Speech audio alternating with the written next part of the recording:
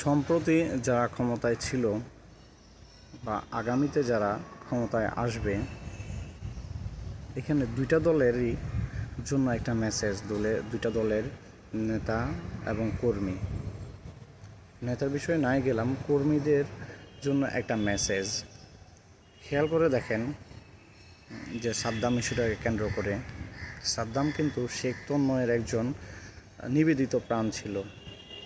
5ই আগস্টের পরেও সাদ্দাম শেখ তন্ময়কে নিয়ে বহুবার ফেসবুকে পোস্ট করেছে। তো ফলস্বরূপ কী হলো দেখেন, সাদ্দাম কিন্তু জেলে, কিন্তু তার নেতা, তার লিডার, সে কিন্তু ঠিকই বিদেশে সেফভাবে আছে। মাঝখানে ক্ষতিগ্রস্তকে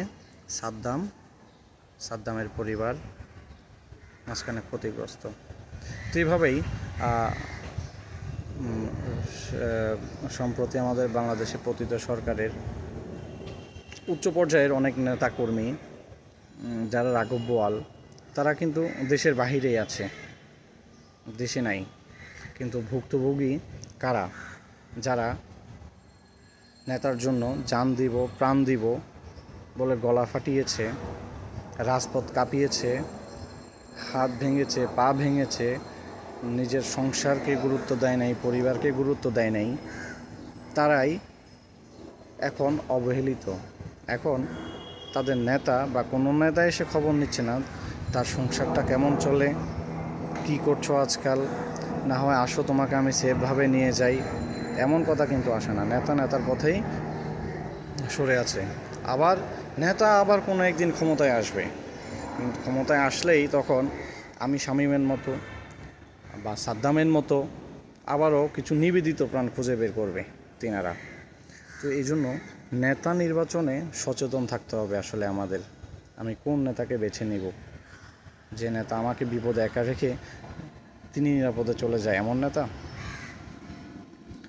তো এমন নেতার পিছু যাব না যে তিনার জন্য আমি আমার পুরো জীবনের শ্রম দিয়ে দিব, কিন্তু তিনি আমাকে বিপদে ফেলে তিনি সেফভাবে পার পেয়ে যাবে।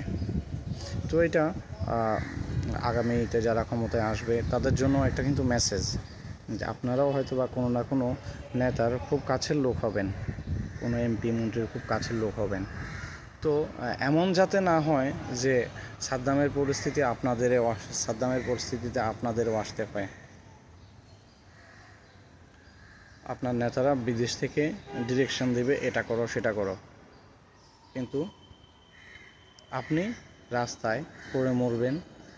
আপনার নেতা হয়তো সর্বোচ্চ একটু শোক জানাবে, এর বাইরে আর কিছুই না। তো দল করেন এটা নিয়ে না নেই, সবার একটা মত প্রকাশের স্বাধীনতা আছে, দল নির্বাচনের স্বাধীনতা আছে, কিন্তু আমি এমন দল করব না, এমন রাজনীতি করব না যেখানে আমি ভুক্তভোগী হতে হবে, আমার সংসারটাকে ভুক্তভোগী হতে হবে, আমার সন্তান স্ত্রী তারা ভুক্তভোগী হতে হবে, এক পর্যায়ে গিয়ে তারা আত্মহত্যার পথ বেছে নিতে হবে। আমি এমন রাজনীতি করব না, এমন প্রতিহিংসার রাজনীতিও যাব না। এমন রাজনীতিই করব যেটা আমার চোখে ভুল সেটা ভুল, যেটা সত্য সেটা দিনের আলোর মতো সত্য। যে সরকারি ক্ষমতায় আসুক যেন তাদের সামনে অন্তত বুক ফুলিয়ে চলতে পারি যে আমি তো অন্যায় করিনি।